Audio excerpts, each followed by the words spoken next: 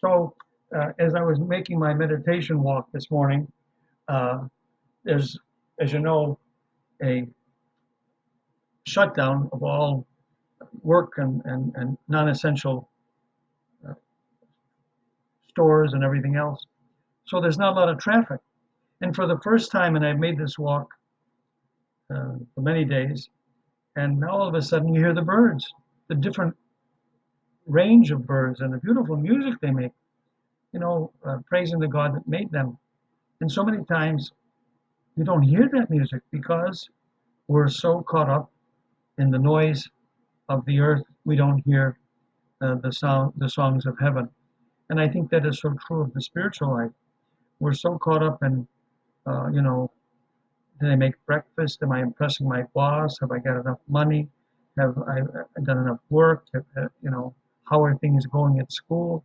My mind is cluttered with all this baloney, things that aren't really important. I'm not thinking about praising the God who made me and how I live and how my heart longs to sing his praises and to thank him for the beauty of my creation and the beauty of my friends and the beauty of the life that he's given me and take away my sins and all the rest of this. And I don't have time to think of those things because I'm wasting my time thinking about honking horns and backing cars and rolling over the roads and all that. I don't hear the music that God has placed in this beautiful earth of ours to inspire us to reach for the things of heaven, to raise our eyes, to look for the birds, to look for the things of heaven hidden in the trees.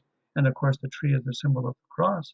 And there we find Jesus hidden in the spit, hidden in the brokenness, hidden in the, the cries and outpouring of hatred against him.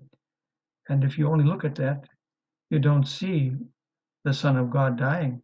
But it's funny, the one who looks up from the ground, who has been so accustomed to hear the taunts of the people and the garbage thrown and the yelling and the screaming, is a Roman soldier, no Jew, not even a believer. And he says, with his eyes looking at the one he's crucifying, this truly is the Son of God. If only our eyes were open, even the eyes of an unbeliever are open when God dies, when you have eyes to see and you can drown out and you can filter out, as people do when they listen to their iPhone. They only have ears for the song. They can be killed by the traffic. Why cannot we be killed by concentrating on the God who made us and hearing the beautiful music in our soul that he wants to have us sing his praises and raise our hearts and minds to heaven instead of groveling in the earth, in the filth and the dirt of the earth, instead of raising our minds to the cleanness and beauty of the creation of God. It's just a thought, but it strikes you when things are stopped, how different the world seems, how more natural, more open to God, and more mindful and more catching of the sounds that are there all the time. But we're so caught up with our earphones and our cell phones and our iPhones that our eyes are closed to see the birds and our ears are closed to hear the beautiful music that should inspire us to praise the God who they praise endlessly with their singing.